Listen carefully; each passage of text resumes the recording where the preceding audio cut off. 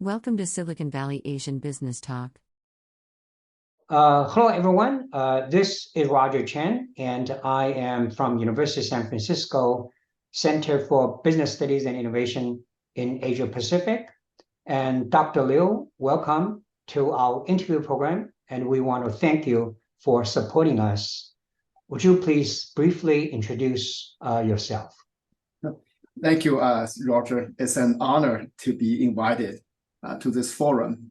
I do think what you do is very important to really record the stories of Asian American entrepreneurs, scientists, technologists for their contribution to the world. So thank you.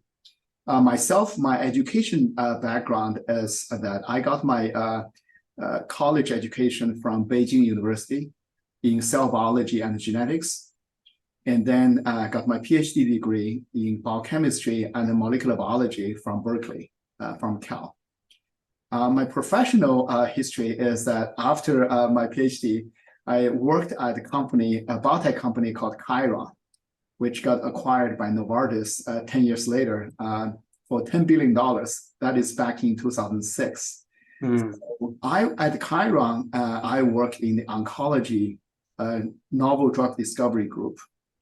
And so after the acquisition, I started a new career. So I founded the company Eureka Therapeutics, which is now a clinical stage company developing cancer immunotherapy treatment for multiple cancers. How do startups work with large companies? Our lessons. Because you say your antibody business is working with a large pharmaceutical company. Could you share with us your kind of a wisdom or lessons of working with a large corporation as a startup company? Because this is very common these days. Yes. So what's your lesson, what's your advice of working with a large corporation as a startup company? So the first thing is you have to really know the relationship. Not the person. I'm just saying you have to know what is your relationship with a big pharma. In a way, you have to see yourself. When you work with big pharma, you have to see yourself. Basically, we're a feeder. We're feeder cells, we call it. They are the master. We're just a servant. We're just servant. If you have a good technology, you are still serving the big company, the master. You're at their bell and call. You have to be, hey, you can't change. If you want their money, you have to kiss up to them. You have to do everything to make them they're happy. Right? I think that's something also I learned, but also mistakes I made. So you have to be clear of that. So what's actually make it challenging is if your goal, your dream is someday develop your own thing or your own drug, you have to really compartmentalize this too. You want to be a kisser up because you need their money, but at the same time, don't get sucked into that game because that can be comfortable after a while, right? Oh, when you say comfortable because there's a good money? It's good money. It's good money. And then they say, oh, yeah, just focus on doing this. Oh, no, we'll take care of the rest, But then after 5 years, you're so constant, you're not moving forward anymore because that becomes your business model. You do something so you can out-license to the big farmers, right? Then you become a supplier of either product or technology. You're not an independent company anymore. Right. That's very good advice. Yeah. Maybe could you kind of go a little bit further because whether you encounter some challenges, because we know actually many cases, small startup companies facing a lot of kind of difficulties in working with the large corporations. And, you also mentioned some kind of mistakes and this learning journey. Could you kind of go further? What are the specific challenges you encountered and what mistakes do you make when you work with these large corporations? I think things you have to say the large corporations, they control the market. They control the manufacturing. They control the product distribution channel. A small company, you pretty much they're the dominant, they're the master. You just have to accept that. You just have to accept that. And it's very hard unless you have hundreds of millions of dollars VC support. There's no way you can pass that. Build your own manufacturing, build your own commercial team, build everything. It takes too much money, too much. So for a lot of small companies, it makes more sense that you become a supplier, or I call it a small part of the big pharma, big companies' machinery, right?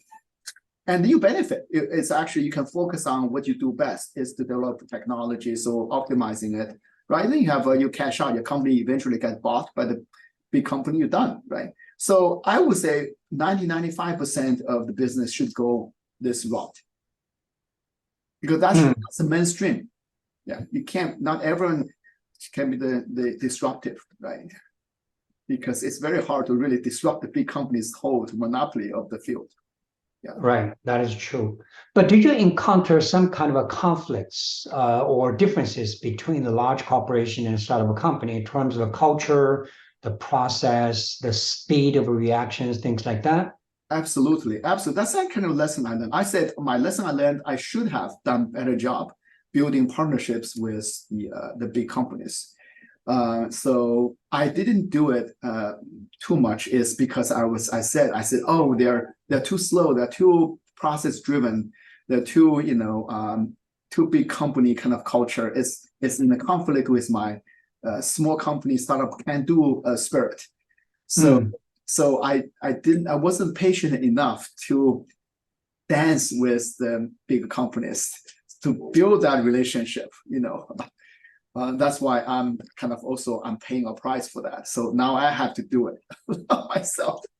Oh, I see. So when you say the lessons, or the relating to this, basically means you as a key leader or founder of the company need to devote more time to establish the relationship, just to kind of work around, like a dance around their process, culture.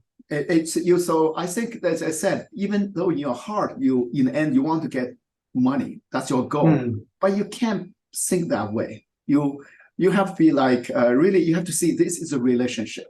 Yes, they're the rich people. I'm being friends because I'll be they're going to give me money, but you have to be treated as part of your strategy of your company. Is investing resources, time, and effort, money, building that relationship, building that partnership. Yeah, you can't say, oh, it's just a way of, oh, I just want to do it so that quick and easy, so I can get money from them. That would be, then the other big companies, they can see through you. They know you're not sincere. You're just using them. That's not okay. Yeah.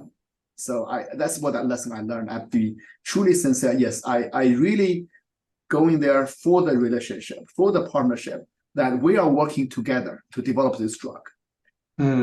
That's the right attitude. I didn't have. I wish I had now. And then I wish I had then. So I have it now. That's great. These are all kind of great lessons. I understand, you came with a startup mentality, and then you face this kind of master, but force you to change, which is not that easy, right? Yeah. Thank you for watching.